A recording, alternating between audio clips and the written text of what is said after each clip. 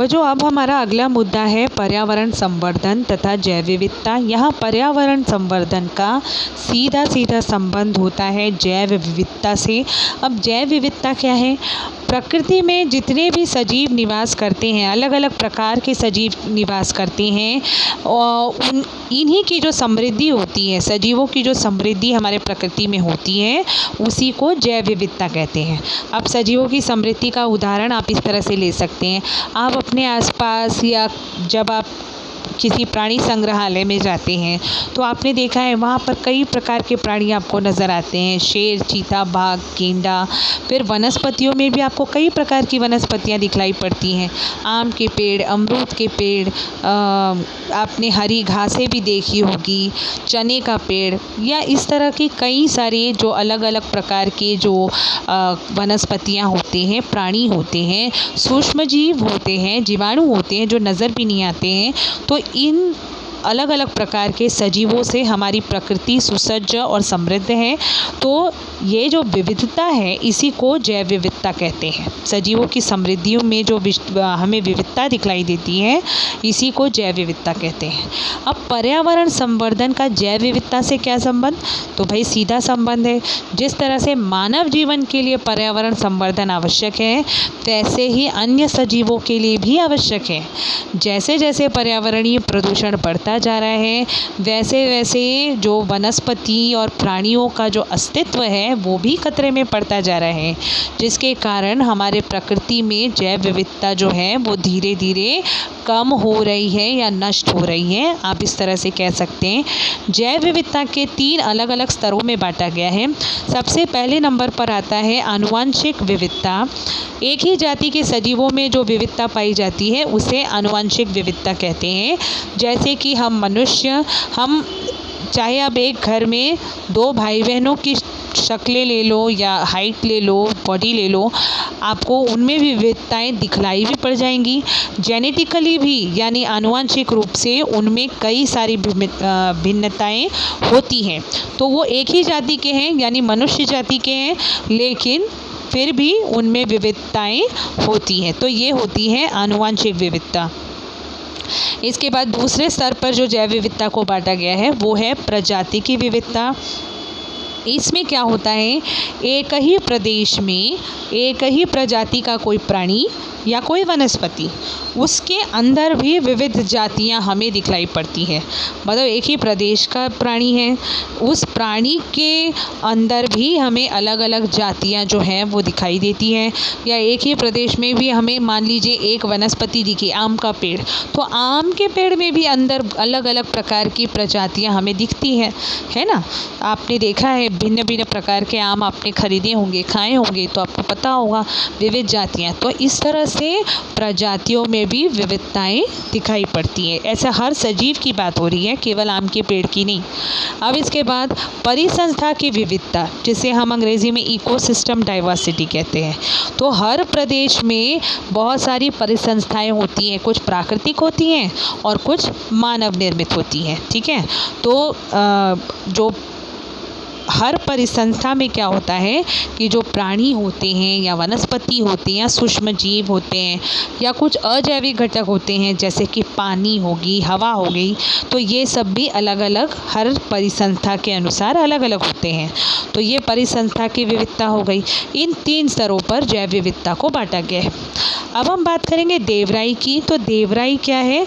ये केवल एक उदाहरण दिया गया है वन का। ये देवराई किसे कहा जाता है? जो ईश्वर के नाम पर कोई जगह आरक्षित हो जाए या वो पवित्र समझा जाए, ऐसे जो वन होते हैं उन्हें हम देवराई कहते हैं।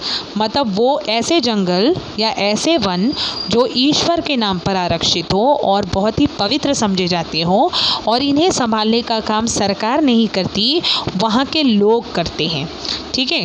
क्योंकि वहाँ की परंपरा चली आ रही होती है, उस जगह से यानी उस वन से उनका वहाँ के रहने वाले लोगों का जुड़ाव होता है, वो उसे पवित्र समझते हैं, तो वो खुद ही यानी वो स्वयं वहाँ के लोग जो है उसकी रक्षा करते हैं।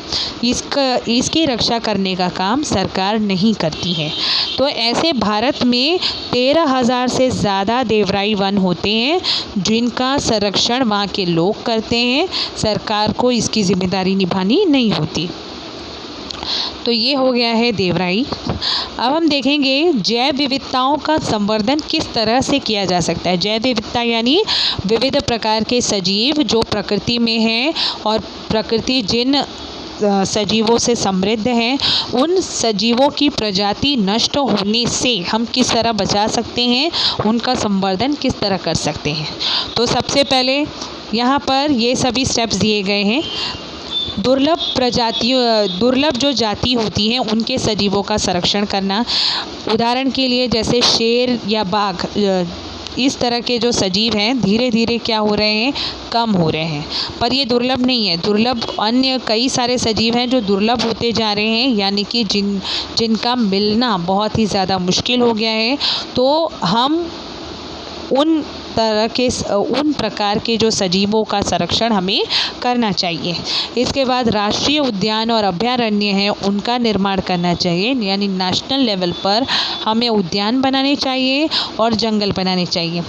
कुछ क्षेत्रों को आरक्षित जैव विभाग के रूप में घोषित करना, यानी कि वो पूरी तरह से रिजर्व होगा जैव विभाग के लिए, यानी वहाँ जीवों के रहने के लिए वो आरक्षित रहेगा, वहाँ पर मनुष्य का दखल ना हो। तो ऐसे क्षेत्रों को हम आरक्षित जैव विभाग के रूप में हमें घोषित करना चाहिए ताकि जैव विविधता का संवर्धन हो सके। इसके बाद विशिष्ट प्रजातियों के संवर्धन के लिए विशेष प्रकार का प्रकल्प शुरू करना है, यानी कि जैसे कुछ प्रजातियां हैं जो बहुत ज़्यादा दुर्लभ होती जा रही हैं या ख़त्म होती जा रही हैं, तो उनके लिए विशेष प्रकल्प चलाया जाना चाहिए, प्रोजेक्ट चलाया जाना चाहिए ताकि उनके अस्तित्व को बढ़ाया जा सके। फिर प्राणी और वनस्पतियों का संवर्धन करना, ये तो सभी प्राणी और सभी वनस्पतियों पे लागू होता है। कानून यदि किसी प्रकार का बनता है, जैसे कि आपने देखा कि वन्य जीव के लिए कानून बने थे, तो उनका पालन करना ये सभी की जिम्मेदारी है। इसके अलावा पारंपरिक ज्ञान, यानी पहले से जो प्रजातियां चली आ रही है और उनको अभिलिखित करके रखना, यानी उनका लेखन करके कहीं पर सिक्योर करके रखना ताकि उनके बारे में जानकारी हमेशा मिल सके। तो इस तरह से जैव विविधताओं का संवर्धन किया जा सकता है।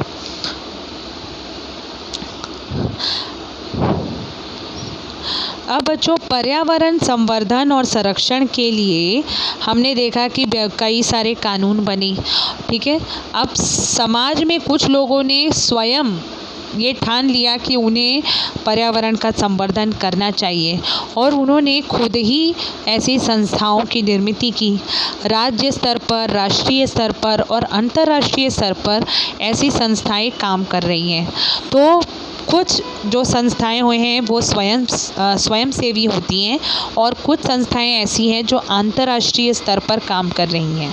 तो स्वयंसेवी जो संस्थाएं हैं उनके नाम इस प्रकार से हैं। बॉम्बे नेचुरल हिस्ट्री सोसाइटी जो मुंबई में है, चेन्नई में CPR एनवायरनमेंट ग्रुप है, दिल्ली में Gandhi Peace Foundation environmental cell है, फिर इसके बाद तहरी गढ़वाल में चिपको सेंटर है, अहमदाबाद में सेंटर फॉर एनवायरनमेंट एजुकेशन है, त्रिवेंद्रम जो जगह है वहाँ पर केरल शास्त्र साहित्य परिषद है, हमारे महाराष्ट्र के पुणे में भारतीय एग्रो इंडस्ट्रीज़ फाउंडेशन है, अहमदाबाद में Vikram Sarabhai community science centre है। तो ये सब स्वयंसेवी संस्थाएं हैं जो खुद स्वयं प्रेरणा से आगे बढ़कर उन्होंने संस्था बनाई है, ये उनके द्वारा है। इसके बाद अंतर्राष्ट्रीय स्तर पर जो चलने वाली पर्यावरण संस्थाएं हैं उनके बारे में भी है और और सबके शॉर्ट टर्म्स दिए गए हैं IUCN, IPCC, UNEP, WWF। तो ये सभी अंतर्राष्ट्रीय स्तर पर सारे संस्थान कार्य करते हैं। जैसे कि IUCN जो है, इसका फुल फॉर्म है प्राकृतिक और प्राकृतिक संसाधनों की अंतर्राष्ट्रीय संवर्धन संस्था।